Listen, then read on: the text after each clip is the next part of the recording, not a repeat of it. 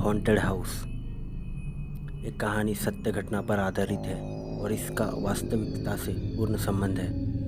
गोपनीयता बनाए रखने के लिए एक कहानी के पात्र और स्थान आदि के नाम बदल दिए गए हैं। चेतावनी दी जाती है, कृपया इस कहानी को रात्रि में सोने से पहले न सुने। रात में नींद टूटना, फिर पानी पीकर बार बार वॉशरूम की ओर भागना। परेशान हो गई थी मैं तो। वो दिसंबर की एक सर्द रात और इस नए घर में मैं अकेली थी। समय रात के 12:30 बज रहे थे। बेड साइड लैंप जल रहा था। वॉशरूम से आकर उसको बंद किया और मैं बिस्तर पर आकर लेट गई। बिस्तर पर आकर लेटे कुछ ही देर हुई थी कि मुझे महसूस हुआ कि खिड़की के पास कोई कमरे में किसी के होने का एहसास। मैं बुरी तरह से डर गई।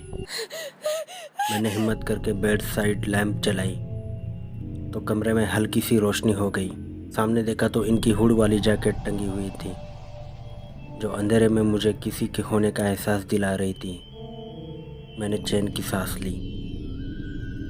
मैंने अपने आप को मन ही मन बोला, डरपोक कहीं की। फिर करवट लेकर पास रखे तकिया को पकड़कर सोने का उपक्रम कर इनको याद करने लगी। ये यानी मेरे पति सुमित इतने बड़े घर में मुझे अकेला छोड़कर मीटिंग के लिए मुंबई चले गए थे। भला कोई इस तरह अपनी बीवी को अकेला छोड़कर जाता है क्या? मुझे मन ही मन पर गुस्सा आने लगा। पर फिर मैं सोचने लगी, उनकी क्या गलती है?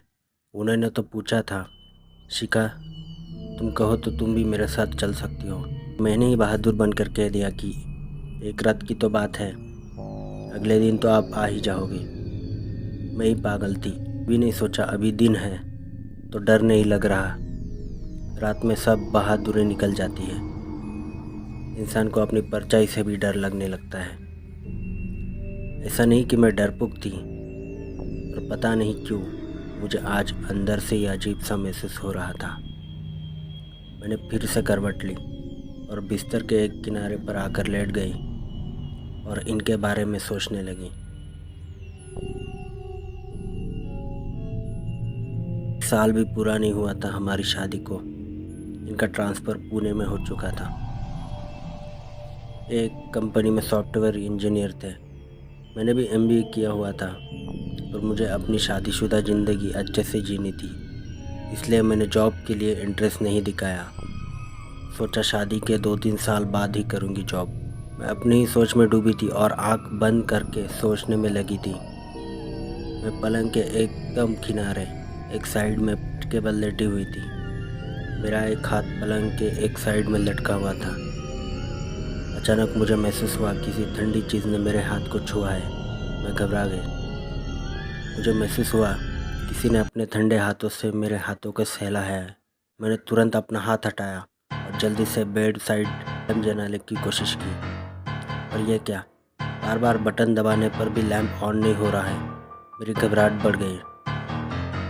कहीं चोर तो नहीं आकर पलंग के नीचे छुप गया? कहीं कोई भूत तो नहीं है?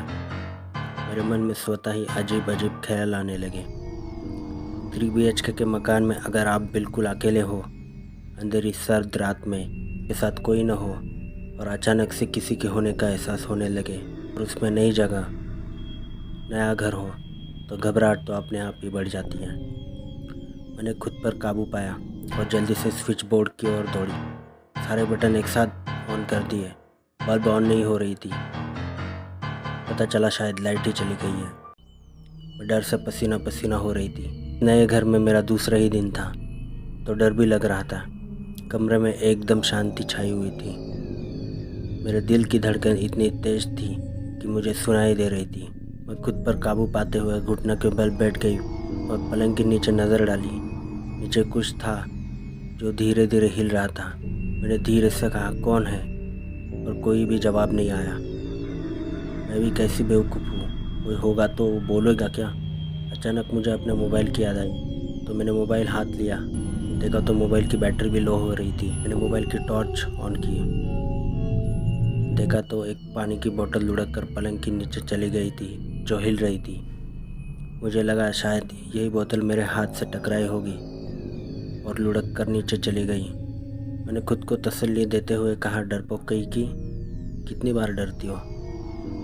हर बात भूत ही दिखता है तुम्हें तो। मैंने अब आराम से पलंग के नीचे नज़र मारी तो मुझे दूर से देखने में ऐसा महसूस हुआ जैसे वहाँ का फर्श पूरे कमरे के फर्श से कुछ अलग है। हो सकता है मेरा अंदाज़ा हो या अंधेरे की वजह से ऐसा लग रहा हो। मैंने पलंग के नीचे चारों ओर मोबाइल के टॉर्च की रोशनी डाली तो अंधेरे में मैंने देखा किसी की आंखें चमक उठी तो मैं घबरा कर वहाँ से उठी और मोबाइल हाथ से छूट गया।